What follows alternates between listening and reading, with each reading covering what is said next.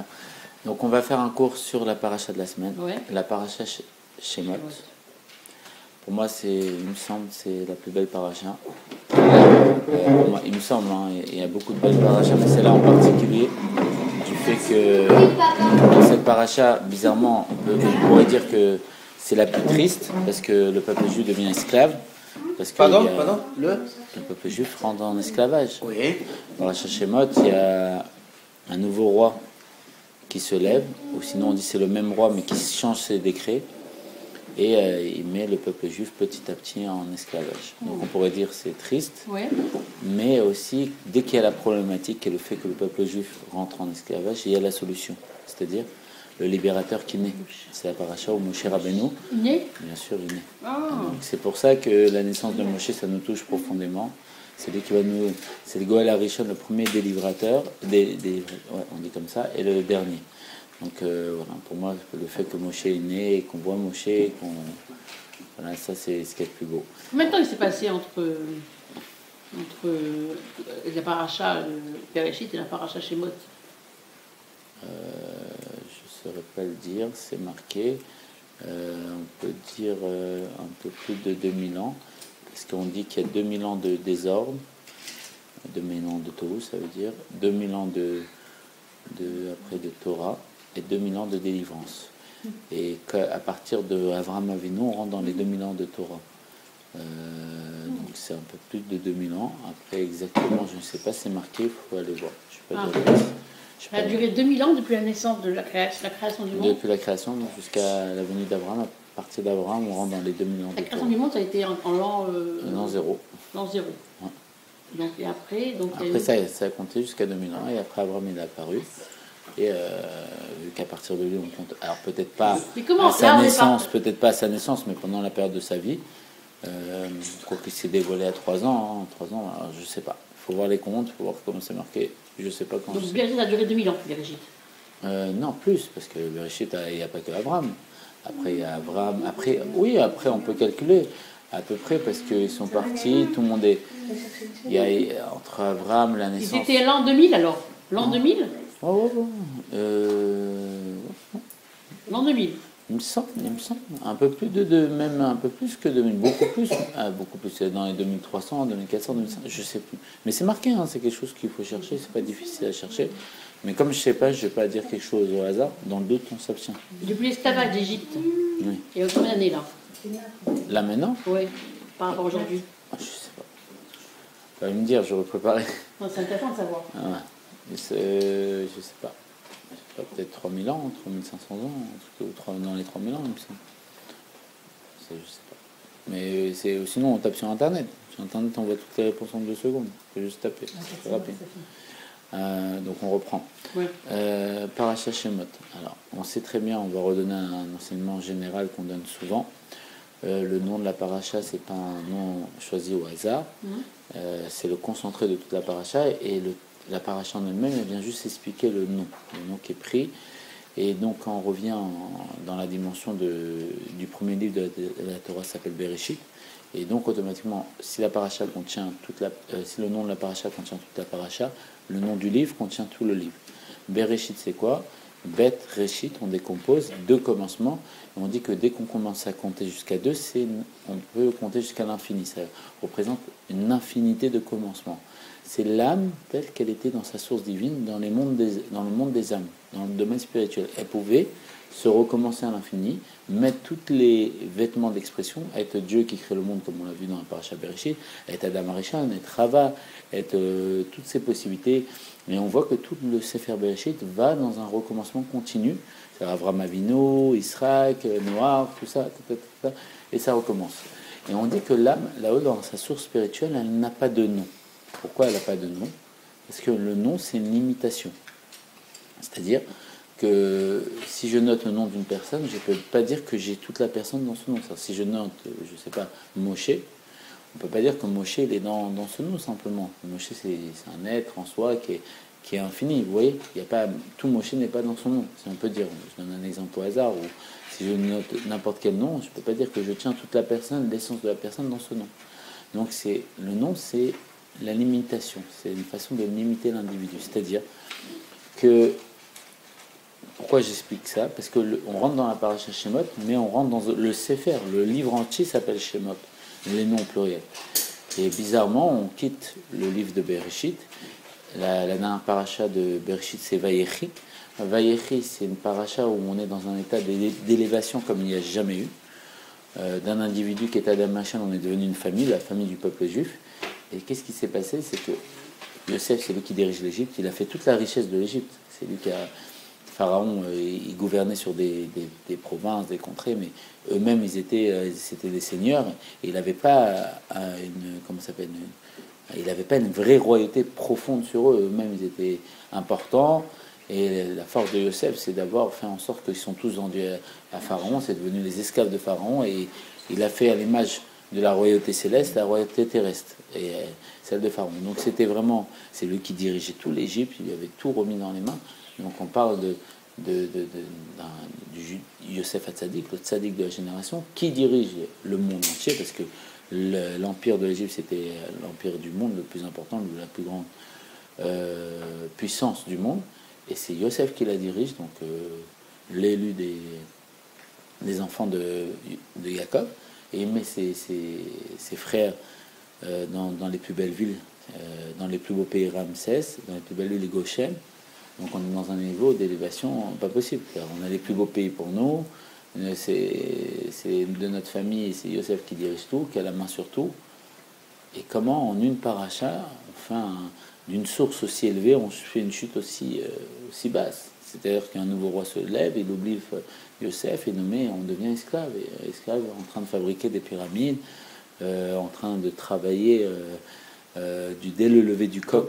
Donc, quand la Torah elle dit Loïkir et Yosef, c'est pas possible. Alors, si c'était un nouveau pharaon, il l'a pas connu. C'est une des versions. Ouais. Et l'autre, c'est qu'il a changé ses décrets. Pour lui, aujourd'hui, Yosef, il est plus présent, je le connais plus. C'est deux façons de voir. C'est Rachid qui ramène les deux versions. Je ne sais plus c'est quel Rébim qui ramène ça. Mais il y a deux visions. Une qui dit c'est un nouveau pharaon, donc il n'a pas connu Yosef. Non, oui, juste même. Oui, c'est sûr que c'est un nouveau pharaon. C'est pas si sûr, parce qu'il y a deux avis. Mais attends, à ce point, il vieillit, le pharaon, à quel âge il avait? Les deux c'est d'Ivré Elohim Chaim. Les deux, c'est... Un, il dit qu'il a changé ses décrets. C'est-à-dire, à partir de maintenant, j'ai oublié, Yosef n'est plus présent, donc je change tout, je le connais plus, on n'en parle plus, ça se passe plus comme à l'époque de Yosef. Ah, même bien qu'il le connaisse. Voilà.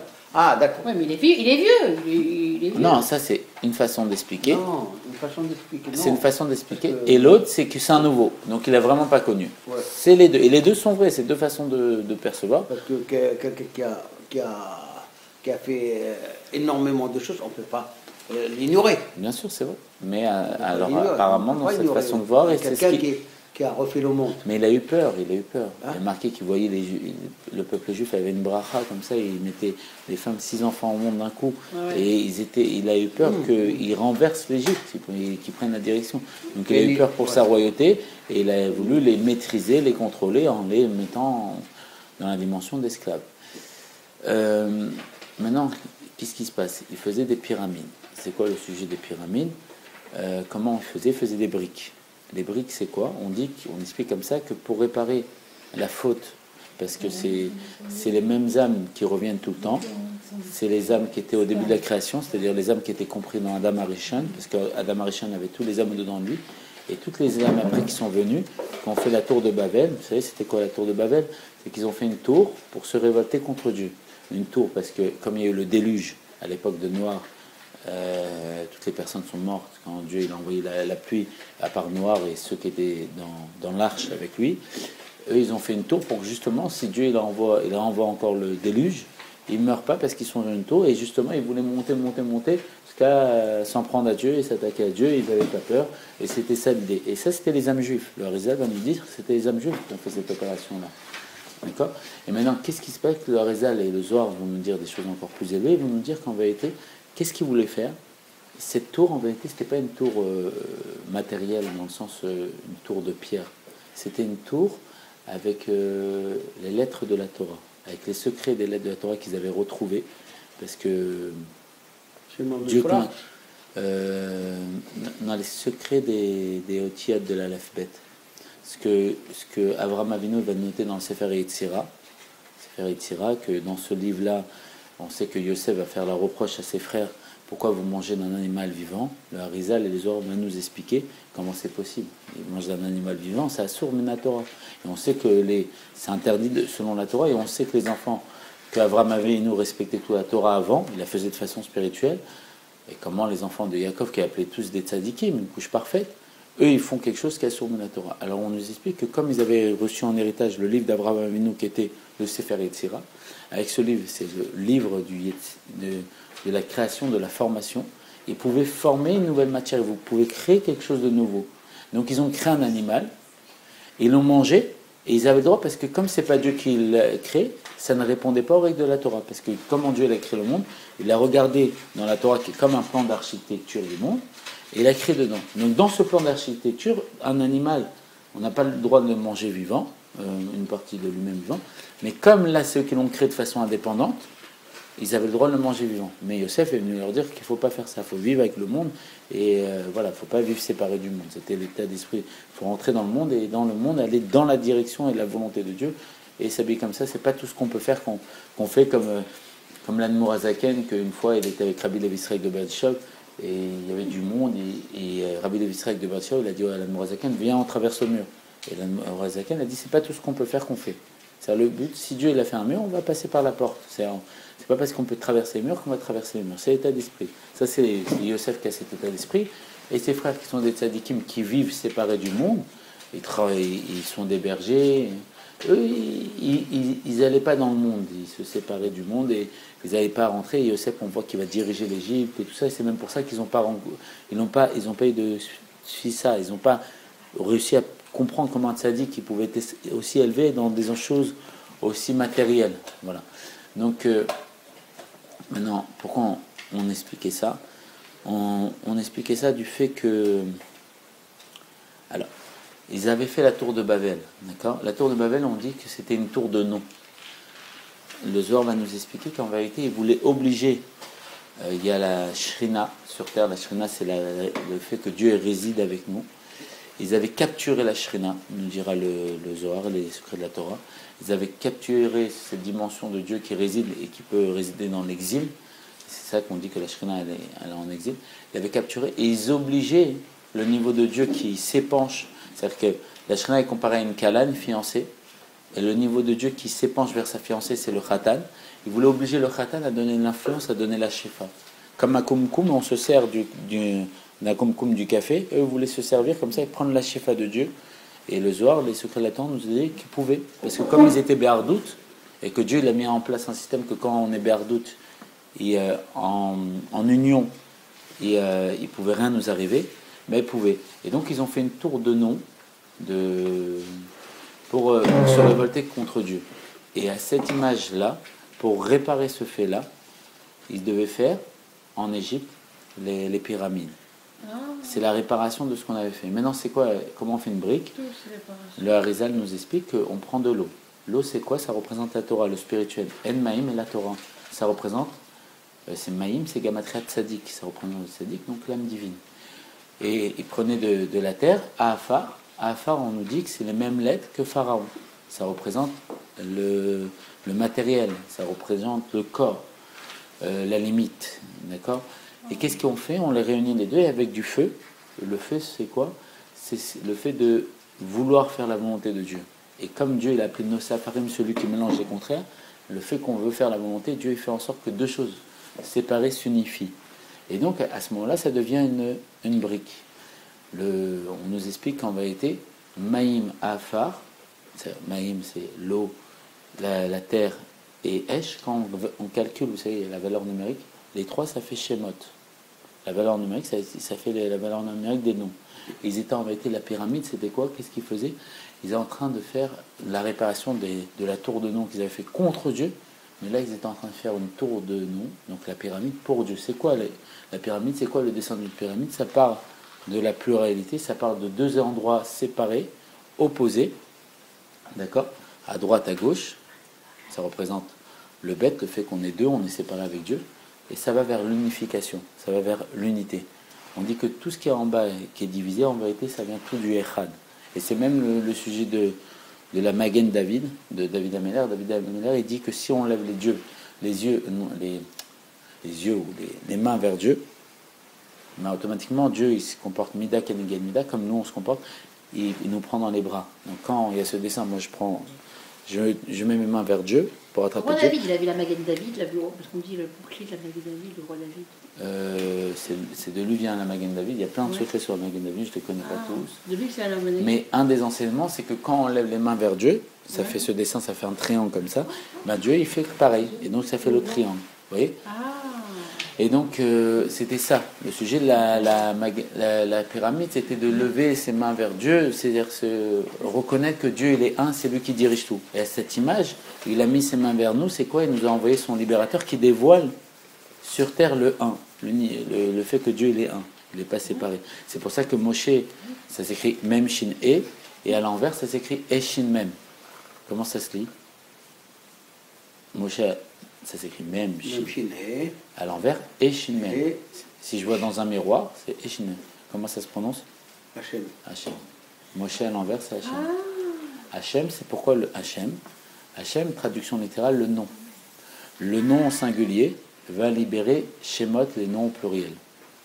L'unité, donc Dieu, le Echad, Hachem, Shema Israël, Hachem Ekonu, Hachem Echad, va libérer l'exil qui est le fait d'être séparé de Dieu.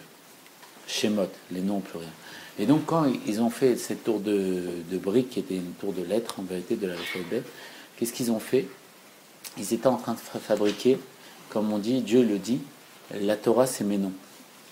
Ils étaient en train de faire en sorte de faire résider Dieu à travers les noms. Les noms c'est quoi? Les noms de la Torah.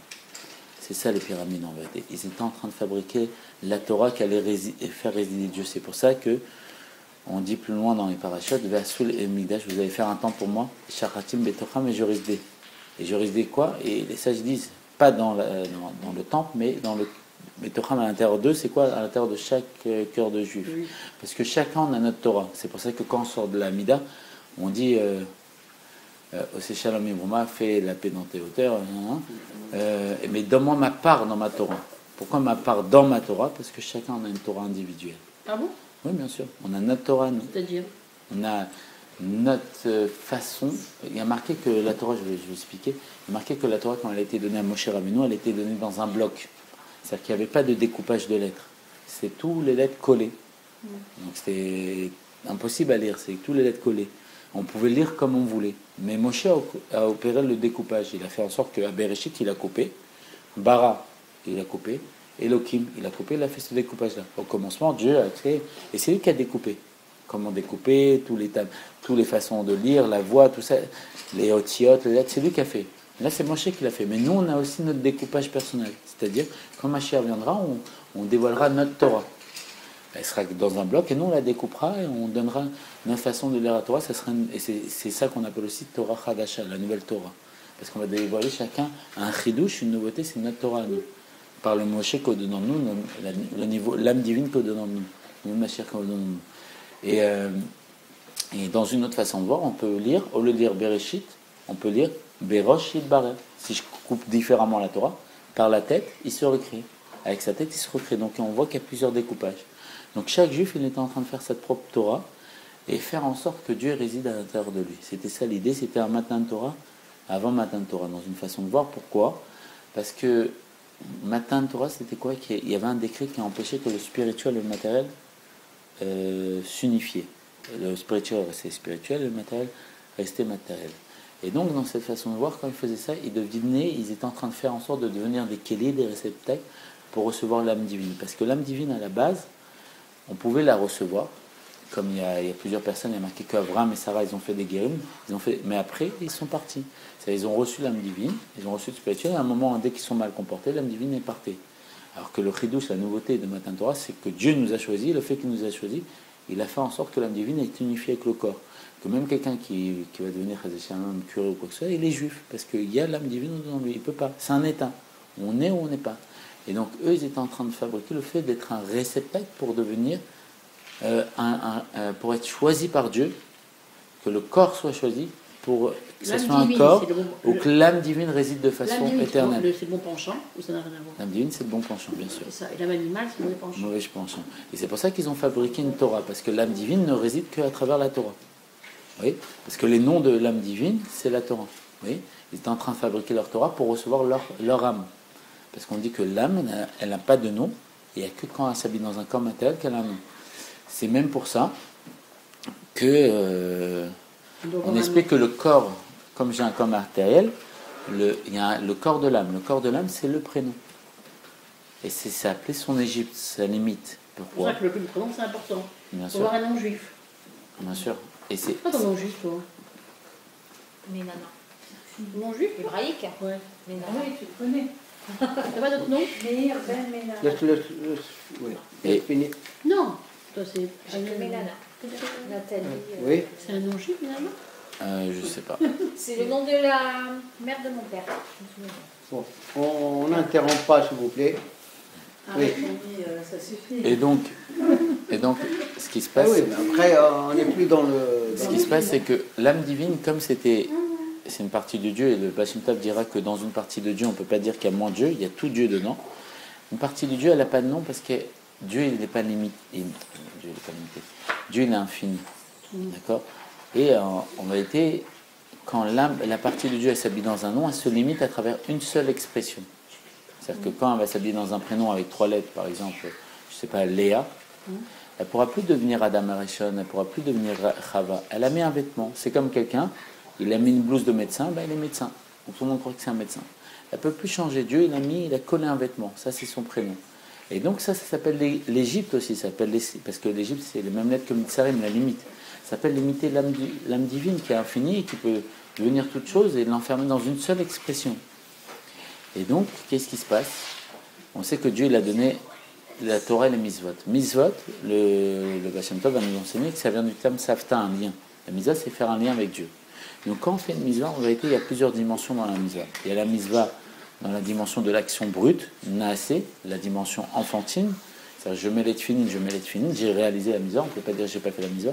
Mais il y a un niveau de mitzvah qui est plus élevé, qui s'appelle l'adolescence de la mitzvah. C'est quoi? C'est que je mets les tefilines, mais je le mets avec le cœur, avec un ressenti que je suis en train de m'attacher à Dieu. Donc c'est un niveau plus élevé. Et après, il y a encore un niveau plus élevé, c'est l'adulte de la mitzvah, c'est le fait de comprendre que ce que je suis en train de réaliser. Pas simplement ressentir, mais aussi comprendre l'importance et l'intérêt de tout ce que je suis en train de faire et vraiment le cadeau que Dieu me fait. Et donc, dans une lettre de l'alphabet hébreu, la lettre s'écrit Aleph, mais elle s'écrit aussi Aleph la Metfé. Vous voyez ou pas? Avec 3 lettres. Bet, ça s'écrit Bet, ça s'écrit aussi Bet Yud Tav. Elle s'écrit simplement Bet, mais elle s'écrit aussi Bet Yud Tav. Pourquoi il y a ce schéma-là en hébreu? Parce que les lettres de l'alphabet s'ouvrent. Et qu'est-ce qui se passe? C'est comme ça qu'en vérité ils ont fabriqué des noms. C'est que quand on fait une mitzvah, quand on la fait simplement dans l'action, Dieu nous donne simplement la lettre. C'est-à-dire que si j'ai fait l'action de la mitzvah, l'enfance de la mitzvah, Dieu va me donner le bet, par exemple. Et après, si je fais la mitzvah et je rajoute mon cœur dans la mitzvah, Dieu va me donner le yud, bet yud. Et si je fais la mitzvah dans la dud, la mitzvah, il m'a rajouté le tav. J'ai gagné 3 lettres. Mais après le yud, lui-même il s'ouvre. Yud, il s'ouvre avec le vav et le dalet. Le tav, lui-même il s'ouvre. Et petit à petit, on ouvre les lettres de l'alphabet. Et comme on sait, dans la Torah, il y a 600 000 lettres. Et petit à petit, en faisant Torah Mitzvot avec le cœur, on ouvre, on dévoile l'infini de notre âme à travers toutes les expressions qui sont là. Et là, à ce moment-là, on fait résider Dieu au-dedans de nous. Vous voyez ou pas? Ça, c'est l'expression. Maintenant, si vous voulez qu'on explique encore plus sur la paracha, vous voulez qu'on explique encore plus, il y a le fait que... Alors, on avance dans la paracha. Il y a Bat Paro, la fille de Pharaon. Elle s'appelle Bat Paro. Bat, en hébreu, c'est dire fille. Et Paro, c'est Pharaon. C'est la fille de Pharaon. On dit qu'elle va au Nil.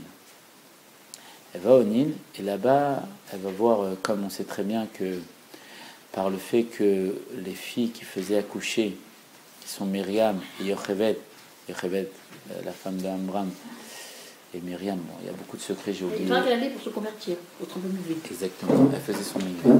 Alors, on revient un petit peu parce que je donnais plus de secrets. Le Harizal nous enseigne qu'il y a marqué que une fille de Lévi va se marier et il y a marqué c'est une jeune fille. Et là on parle de Yocheved et on nous explique, les sages nous expliquent que Amram, qu'est-ce qui s'est passé?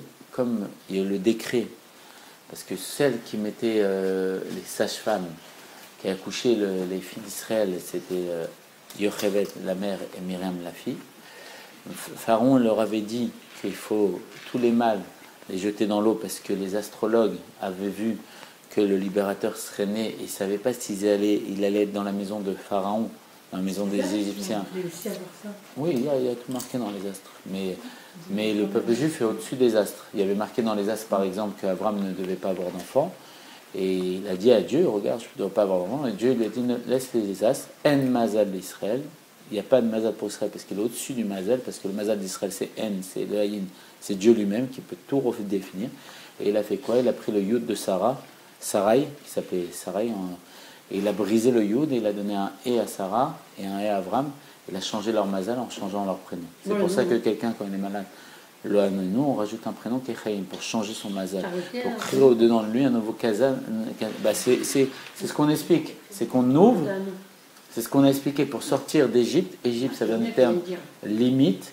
Pour sortir de nos limites, de l'emprisonnement d'une dimension qui est un mazal, qui a une structure d'un nom limité, on rajoute des lettres et ça fait une nouvelle ça nous libère. C'est pour ça qu'on rajoute le prénom Chaim, par exemple. C'est des explications et c'est lié avec la paracha. C'est pour ça, Shemot, les noms, plus on débloque les noms, les lettres de l'alphabet, c'est des kéli, des réceptacles, pour exprimer l'âme divine qui est infinie.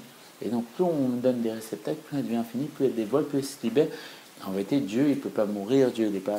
Donc, ça libère son potentiel de se guérir, de se ceci, et de ne pas être bloqué par n'importe quel mazin, obligation ou décret ou quoi que ce soit. Voilà.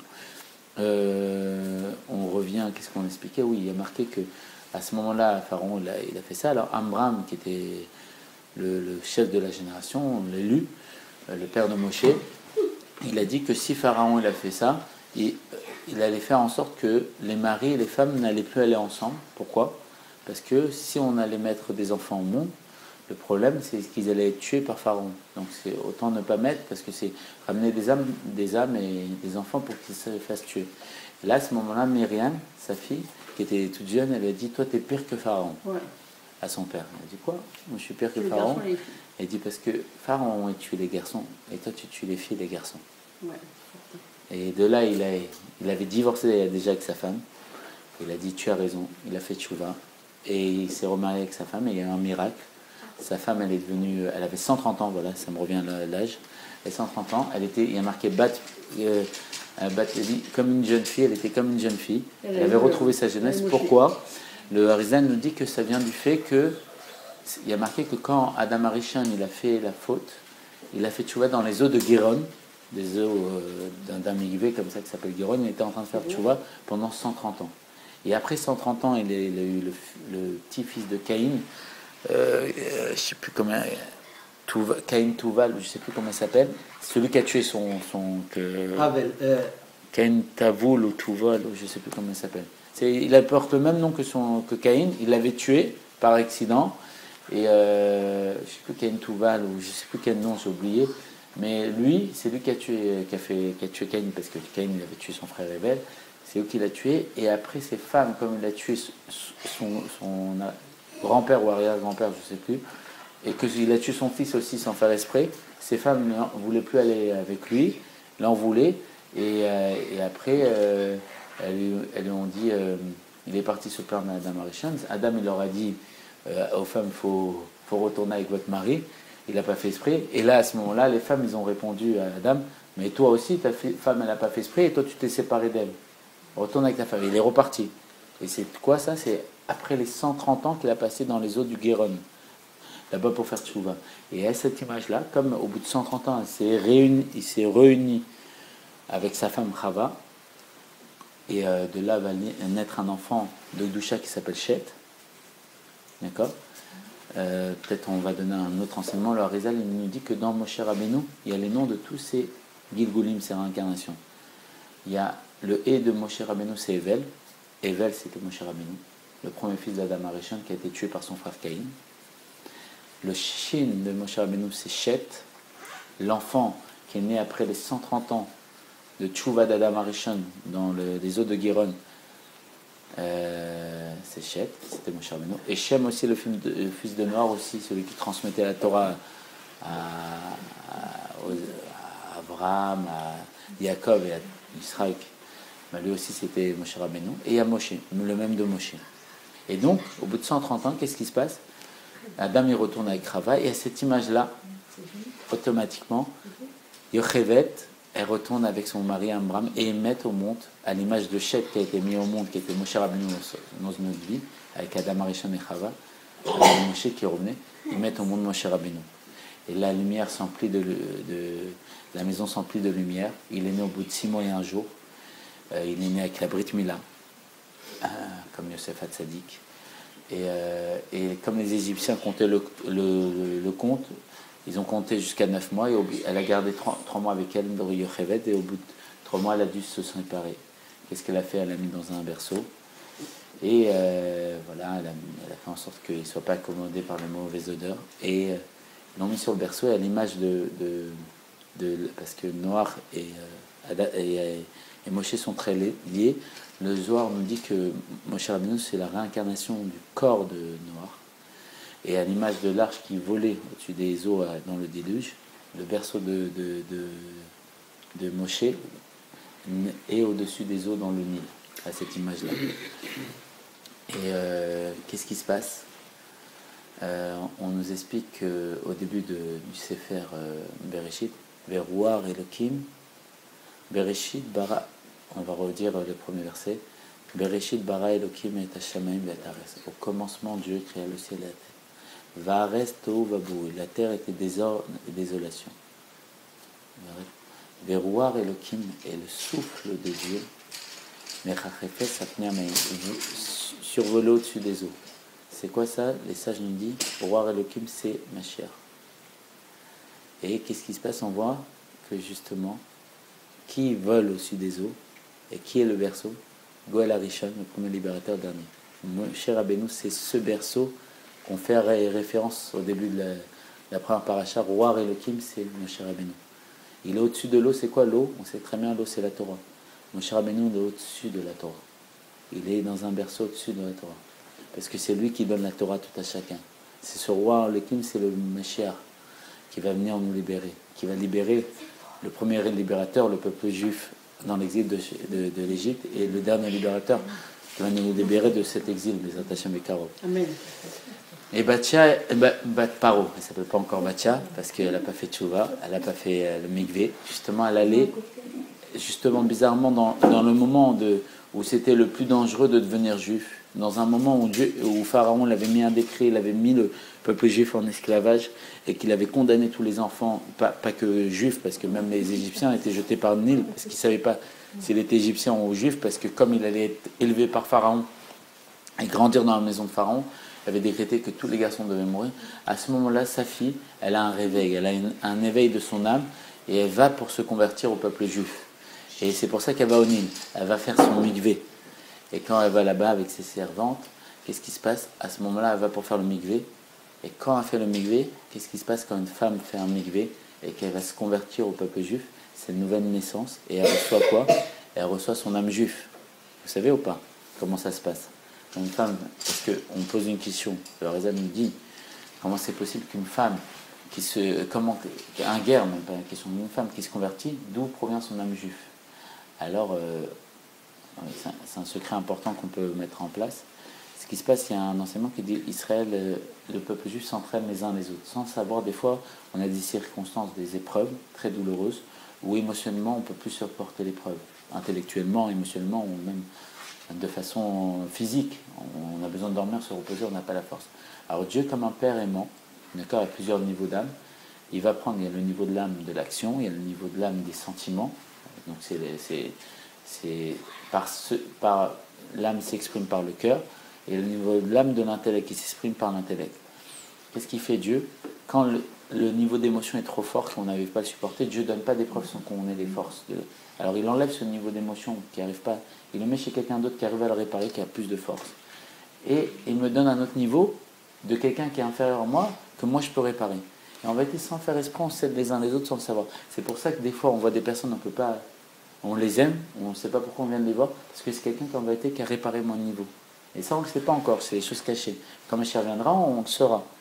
C'est pour ça qu'on saura, c'est toi qui m'as aidé telle épreuve, c'est toi qui as fait en sorte que j'ai pu la supporter. Et des fois, des personnes, on ne les aime pas. Pourquoi on ne les aime pas? Parce qu'en vérité, c'est nous qui avons réparé son erreur.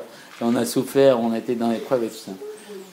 Et en vérité, les guérims, pourquoi, dès qu'ils se convertissent au peuple juif, ils sentent tout de suite le Yetzara? Parce que le bon Dieu dit, tu rentres dans le peuple juif, et Al-Mizvah d'Avat Israël, comme l'a dit Rabbi Akiva, Klal Batora, c'est une généralité de la Torah, tiens, commence avec une âme d'un juif qui a des difficultés, et aide-le à se réparer.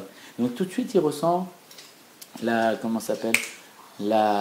difficulté, le Yetzara, la Voda. Et qu'est-ce qui se passe? Bat Paro, la fille de Paro, elle devient Batcha. Batcha, c'est quoi? C'est Bat Yudke, la fille de Dieu. Yudke, c'est le niveau de Dieu qui est lié à la délivrance, parce qu'on dit, comme on dit dans Alenu Ishabéa, son nom sera un, Yé, et Yé, c'est Yudke Yudke. Donc c'est le nom de Dieu qui est lié à l'adolescence, à l'adulte de Dieu, qui est lié à la délivrance. Elle devient Bat Yudke. C'est quoi Bat aussi? C'est Bet Yudke, c'est Bet, une maison pour Dieu. Et Dieu, comment il s'habille dans un corps? Par une âme divine. L'âme divine, on dit qu'on a au-dedans de nous, c'est la partie de Moshe et la partie de Mashiach qu'on a en nous. Donc dès qu'elle va faire le mikvé, qu'est-ce qui se passe à ce moment-là? Elle devient un réceptacle, c'est une nouvelle naissance pour recevoir une âme divine. Qu'est-ce qu'il fait Dieu? Il envoie l'âme divine. C'est quoi l'âme divine? Il lui envoie Moshe Rabbeinu. C'est pour ça que Moshe Rabbeinu apparaît et qu'elle le voit dès qu'elle a fait le mikvé. Et qu'est-ce qui va se passer? Elle va le recueillir. Elle va recueillir cette âme divine. Et qu'est-ce qui va se passer? Elle va tendre sa main. Et sa main va s'allonger. C'est quoi ce sujet de tendre la main? La main, c'est l'amour. L'amour pour s'attacher à Dieu. L'amour pour s'attacher à la doucha. Elle va le tendre. Et cet amour, il va dévoiler qu'il est infini. Il n'est pas limité à une mesure ou quoi que ce soit. La main, elle dévoile un amour infini. Parce qu'avant de s'attacher et s'ouvrir au peuple juif et à Dieu, elle était dans une dimension limitée. La main ne pouvait pas s'allonger. Et là, elle va recueillir l'âme divine qui est l'infini au-dedans d'elle. Elle va recueillir Moshe. Moshe, on dit le Fils représente l'amour. Elle va recueillir l'amour de Dieu, qui est l'amour que l'âme divine éprouve pour Dieu.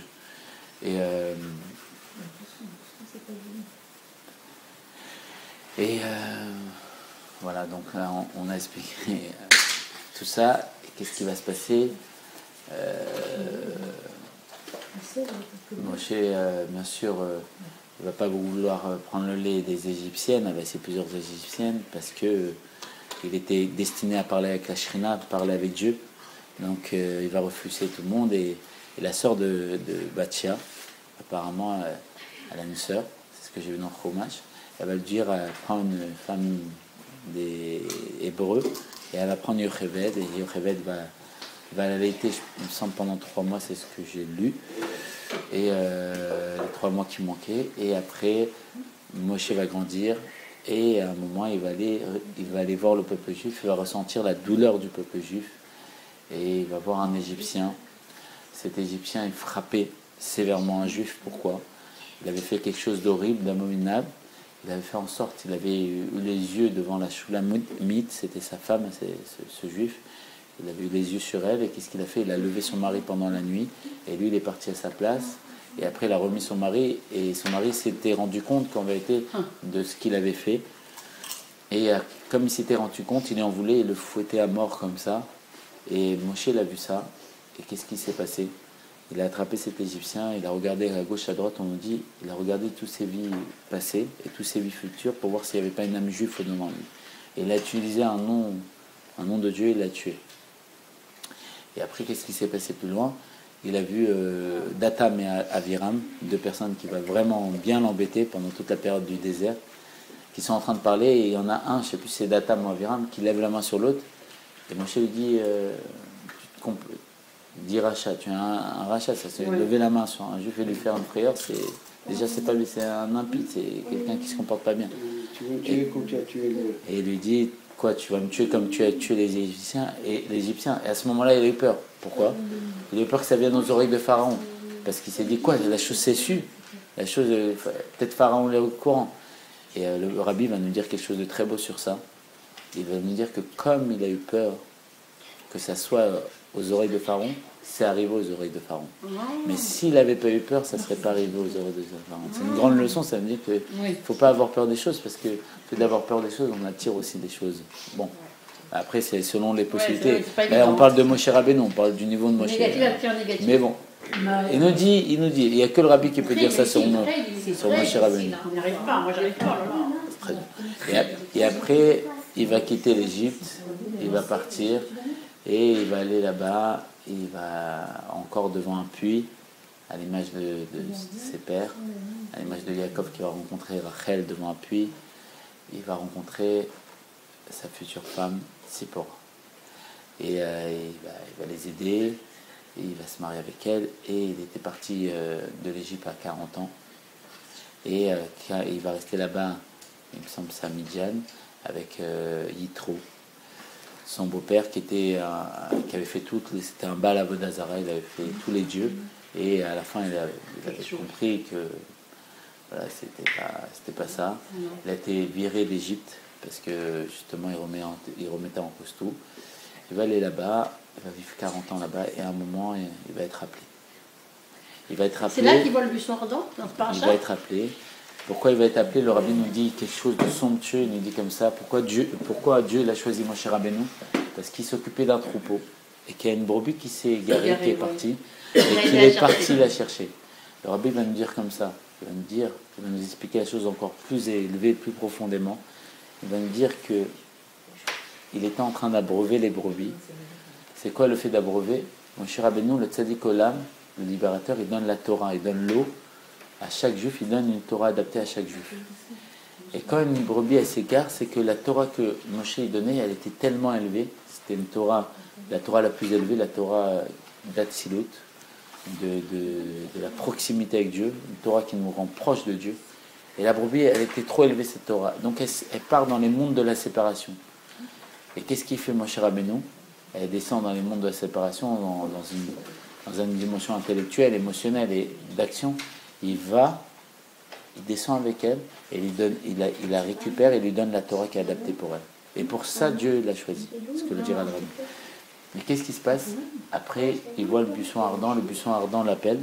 Lui, quelle voix qu'il appelle? C'est beau ce moment. On nous dit que Dieu, il a utilisé la voix d'Amram, son père. Il a utilisé la voix d'Amram pour ne pas lui faire peur. Et c'est Dieu qui l'appelle avec la voix d'Amram. Trop beau ça. Et j'ai entendu le cri de mon peuple. Je t'envoie pour le libérer. Et Moshe lui dit, mais je peux pas le libérer. Ne m'envoie pas moi. Envoie Beyad Shla. Beyad Shla, on nous dit, envoie de ta main. Yad, on nous dit, c'est la valeur numérique de ta main de David.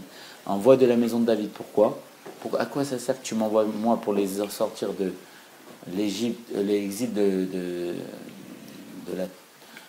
l'Égypte et l'exil de la Touma pour les rentrer dans l'exil de la Gdoucha?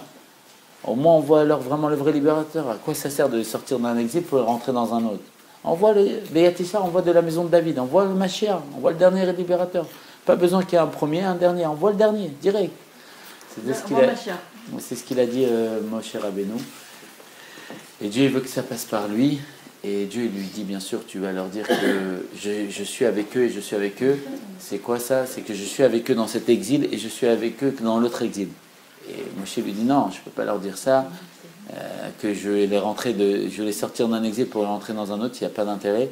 Et Dieu il va dire à Moshe, tu as bien parlé, ne leur dis pas. Et il y a marqué que Dieu, pendant 7 jours, il va convaincre Moshe de libérer le peuple, parce que pendant 7 jours, Moshe va refuser. Il va dire non, je veux pas. Alors, qu'est-ce que ça veut dire ça? C'est quoi? C'est un tzaddik ou c'est pas un tzaddik? Dieu lui donne un ordre, va libérer le peuple, et lui, il dit non. C'est qu'en vérité, Moshe Rabbeinu, on nous explique. Ça va, avec plaisir. Je te dépose? Non. Hein? Non, vous inquiétez pas, je ne vais pas interrompre le cours. En tout cas, ils sont très bien au cours. Avec plaisir. Et moi, mon fils, si je ne suis pas là, il ne dort pas. Ah non, mais il faut y aller, C'est votre mission. Envoie-moi un petit message quand t'arrives à Salut ma chérie. Votre fils, il attend son Moshe, son libérateur. Envoie-moi un message quand t'arrives. Ah, c'est vraiment ça. D'accord, j'envoie un message. Ok, mais je vais prendre le bus là. Non, excusez-moi, il attend sa batcha. Tu vas l'arrêter. Salut. Bonne soirée. Tu lui fais un Bonne bisou soirée, de ma part. merci beaucoup. Hein. Bonne soirée. Bye. Et pendant 7 jours, il va parler à... Alors c'est quoi? Pendant 7 jours, Dieu il va dire allez s'il te plaît Moshe, vas-y. Et Moshe dit non, je veux pas. Et non, c'est pas ça. On nous explique que Moshe il était tellement élevé. On dit sur Moshe qu'il bégayait. C'est quoi qui bégayait? Le pshat, c'est qu'il Moshe quelque chose qu'il a brûlé quand il était petit. Pharaon, il avait fait tout un système. Mais ça, c'est le pshat. Et le pshat et le Zohar nous dit que c'est même lettre que tu pêches. Imbécile, pourquoi? Parce que le pshat, c'est pour les enfants. C'est pour commencer. Et après, il y a plusieurs niveaux. Il y a le Mez, le Drash et le Sod, les secrets de la Torah. Mais profondément, on nous explique ce qui se passe. Le Zohar nous dit, Rabbi Shimon Bochai, qu'il était tellement élevé, Moshe, que pour lui, donner la Torah, c'était une chute. Donner la Torah pour lui, c'était une chute. C'était une chute, mamache. Pourquoi? Parce que parler des ânes et des bœufs, alors que lui, il comprenait c'est quoi le bœuf, c'est l'âme animale, c'est le Yitzharo dedans de nous. Et le bœuf, l'âne, c'est la chomère, c'est la matérialité, c'est le corps. Et il comprenait tout ça, parler vraiment de choses concrètes comme ça dans le monde, c'était bas pour lui. Il comprenait les shorashim, les choses. Et pour lui, parler, c'était une chute, parce qu'il avait tellement un niveau, un grand scientifique qui comprend tout, parler à un enfant pour qu'il comprenne, c'est une chute énorme pour lui, parce que lui, en deux notions, il comprend tout.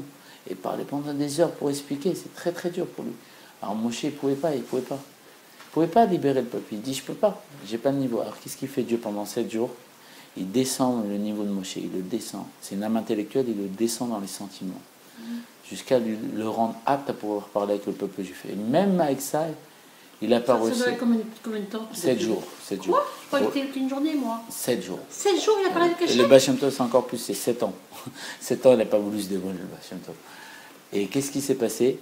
C'est ça, les vrais libérateurs. 7 ans, le Baal Shem Tov, pendant 7 ans. Pendant 7 ans quoi? Il n'a pas voulu se dévoiler. Son maître, il dit, Dieu, il veut que tu te Qui est son dévoiles. maître? Achira Desheloni. Ah bon? Il a dit, Dieu veut que tu le vois, il n'a pas voulu? 7 ans. Pourquoi? Comme Moshe, ils veulent pas. Ah, Ils veulent pas. C'est trop dur pour eux. C'est trop dur. Et parce que c'est un vrai roi, c'est pas un dictateur, c'est pas quelqu'un qui veut la royauté. C'est quelqu'un qui ne veut pas pas la se montrer, royauté. quoi. Il veut pas la royauté, il veut pas. C'est dur pour lui. Il ne veut pas se Et montrer. c'est vraiment quand la Gdusha, quand Dieu lui demande profondément qu'il veut. Alors Moshe, ce qui se passe, on dit qu'il l'a fait descendre jusqu'au niveau de pouvoir parler. Malgré ça, il ne pouvait pas encore parler, il fallait un interprète. C'était Aaron Cohen. Moshe parlait à Aaron et Aaron communiquait avec le peuple.